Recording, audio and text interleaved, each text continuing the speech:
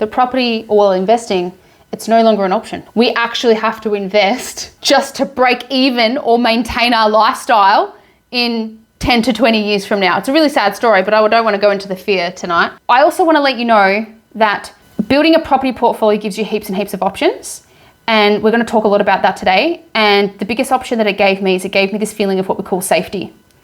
And that safety was that I could now make decisions in my life to go and do things that not many other people can do, because I have net wealth behind me and I have cash flow behind me as well, which then basically essentially retired. My wife is now formally retired a couple of years ago, and my mum now has the option to retire, even though these old bastards, they don't want to fucking retire. They're stubborn, aren't they? Anyway, but also she probably life goes downhill pretty quickly when she stopped working anyway. So I was like, my brother's like, she's got to keep working or else she'll cark it. And I was like, I know. So anyway, so mum loves it. But now that gives me the opportunity to say, yes, I can look after all the ones that I love. And that's the reason why I do it, is for these 3 women. Let's talk about why. Has anyone ever seen this before? The Cash Flow Quadrant from Rich Dad Poor Dad. If you have not read Rich Dad Poor Dad, you need to go and read it. It's the #1 best financial book of all time by Robert Kiyosaki. It's so easy to read. It's like this thin. And it's literally the book that everyone says in the finance world. It's like the most popular book where commonly you get into a room of finance and most people in that room will turn around and say, that was the book that changed my life. Okay, so this is what he teaches. Basically, when it comes to the tax system, and I need to bear with me for a minute because we need to get the fundamental understanding of this first, is that the #1 bill most of us all have in this world, that we all have in common, is taxes. That's the reason why it's important. Over here is what we call employees, E. S is for small business owner. Employees, on an average, especially in Australia, on average pay about 40% in taxes. Self-employed people, or small business stands for self-employed or small business owner, usually pay about $60,000. So we're talking like, your doctors, your lawyers, your real contractor type of people, okay? And then over here is what we call the B, the big business, right? The company owners, right? Only paying 20% in taxes. And then the I stands for investor, on average paying 0 in taxes legally in the world. So the aim is to move from the left to the right category. It's essentially what he teaches. And if you're sitting in the right, building wealth becomes much, much more easier. Okay, so let's talk about why property investing is no longer an option and it's actually vital for survival. Let's talk about that, what we're talking about at the start. The RBA prints money at 12% every fucking year for the last 57 years, which means we're all getting broker and poorer when they print the money, unless you have assets that are going to benefit from it. Just to let you know, I don't give a fuck about real estate. I actually don't really like property. The reason why I'm in property investing is it is the only thing that can beat inflation. If you want to beat that game, as in like get ahead and get wealthy in some way, or create freedom for yourself, the only avenue that can beat inflation is real estate. And then second to that is Bitcoin. Not any type of crypto, just Bitcoin specifically, by the way, and I'm in all of it, all right? But the reason why real estate beats Bitcoin is because of leverage. So if you have $160,000 in your super combined with your partner, you can combine your super, I don't know if you know this, with up to 4 or 5 or 6 other people actually, not that I would do it with anyone else other than your partner. But if you have about $160,000 inside super, that's enough to buy a starter of a property investing journey inside super. But I'll give you an example. Say you had $100,000 in the share market. You only have $100,000 compounding for you, that's it. But if you partner your $100,000 with another $500,000 of the bank's money, you could now have a $600,000 asset compounding for you. So would you rather $100,000 compounding or 600? Well, 600, right?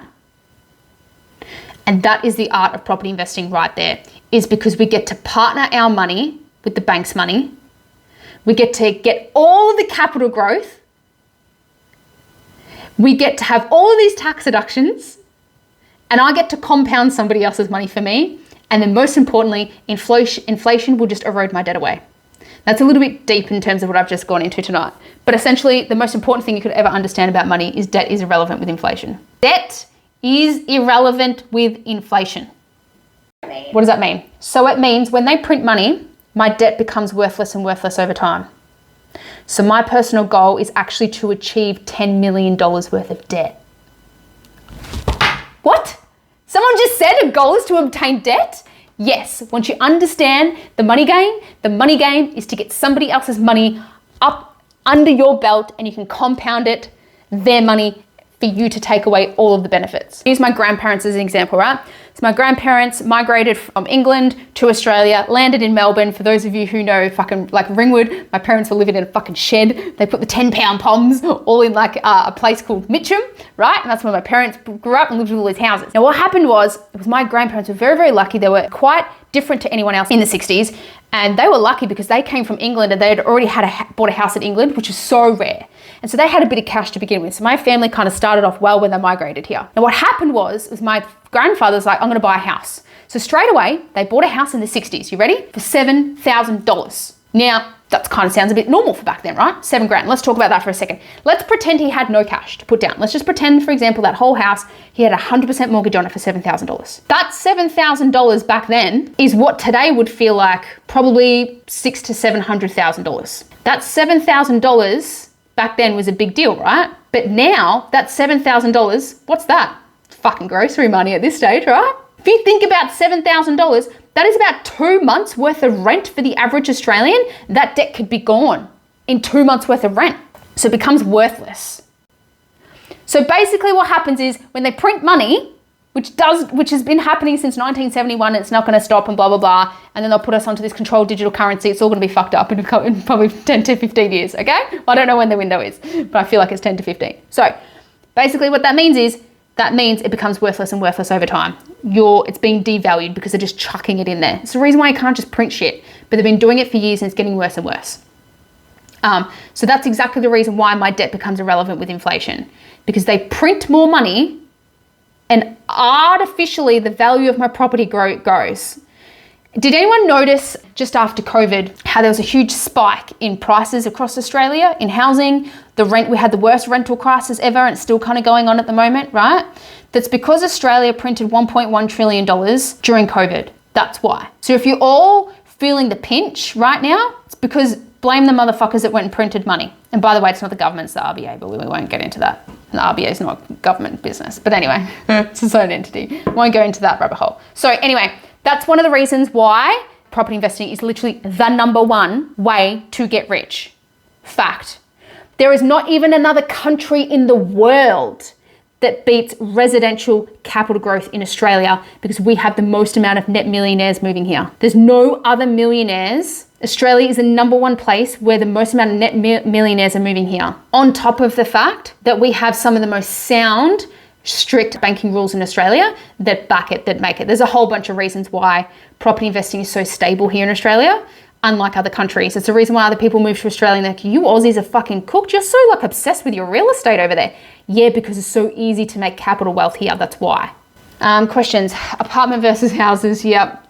Apartments, fucking stay away from them. Units, yes, I'll absolutely invest in units, but particular units in particular areas. Thoughts on rent vesting? Rent vesting is the best, smartest thing you can ever do, and living in your own home that you own is so fucking dumb. I'm sorry to tell you, for those that live in your own home. It's literally one of the dumbest things for you to do financially. Now, the great Australian dream that they all sell us on, the banks designed that. When I say that living in your own home is one of the worst things you can do, it's from an emotional perspective. I've got a whole training. I'm not going to go too much into the weeds of because with property investing, there's 100 different paths that we can go down. And tonight we don't have the time for me to go into the exact intricate details and pros and cons of everything. But just to let you know, guys, if you want to understand any of this, I literally have a deep dive video on every single topic possible that explains all the pros and cons to everything. I'm a very educational based person.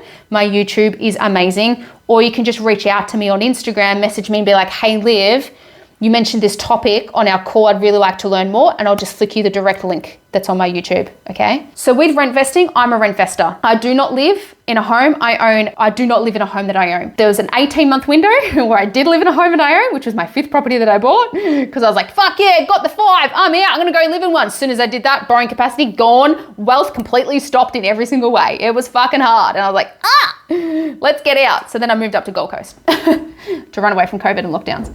It is the number one tool that will help most Australians fast track their wealth, is not living in a home that they own. The main reason being is because if you live in a home that you own, it does not generate income. You're the little minion going to your 9 to 5 job to pay the mortgage. I've got millions and millions and millions of debt and a massive net wealth position in my portfolio because I didn't live in a home that I owned. Because every part of the debt that I have produces income. It's tax deductible. The banks like you more, they'll keep lending you money because half the game is understanding how the banks will judge you. I build a property portfolio around everyone's own sleep at night factor. And everyone's sleep at night factor is completely different across the board. So I've got to build your wealth around your sleep at night factor, your values as a couple, your risk tolerance, your current lifestyle, and your future lifestyle desires. And so when I take into consideration of that, plus the capital you have and the borrowing capacity and all of that sort of stuff, then we work out, okay, how quick of a portfolio that we can build you. But just on average, just to let you know, you don't need any cash to start building a property portfolio. If you have a home already and you have at least $100,000 in equity, that's enough to start building an empire right now. If you have that, I can literally show you how to convert that into $100,000 of passive income in 10 years from now. Here's the thing, there's 50 different ways of making money through real estate. They all work. They all work. I don't have a dogmatic approach to real estate. The only thing that you will ever know that I fucking hate, and then if you've been watching my stories, follow me at all, I bloody hate off the plan property. Stay the fuck away from it. Those spruikers overcharge you $50,000 to $70,000 to make a commission that they don't tell you about because they overcharge you for off the plan property. That's the only thing I'm heavily against. Anything else, I'm pretty pro for. In fact, I'm even for off the plan property, even for first homeowners to get their foot in the door. I not shit you. You only need about 15 to 20 grand in your bank account to start off with to buy your first property by taking on all the first homeowners grants. It's so easy to buy a property right now to get your foot in the door. The government is literally handing out cash. So I think it's an excuse when people are like, I can't afford a house. Business owners typically the ones that are really scared and think that they need more money in their bank account because they're making business moves, right? You speak to the average PAYG, the self-employed person, they live in fucking paycheck to paycheck. They've got $1,000 or $2,000 in their bank account. That is it. And they're really comfortable at living with that because they know that from a safety, they think that they're safe because they're going to get the paycheck straight away. So it really depends individually. I'm a person where I say to every young person, I'm sorry to tell you, but unless you have $5 million of net wealth, you're a fucking brokey. You're so broke. The worst thing that you could do is not invest at all, because then you're 100% certain of not making money at all. It's different when I talk to different people, especially business owners, because it fluctuates so much more.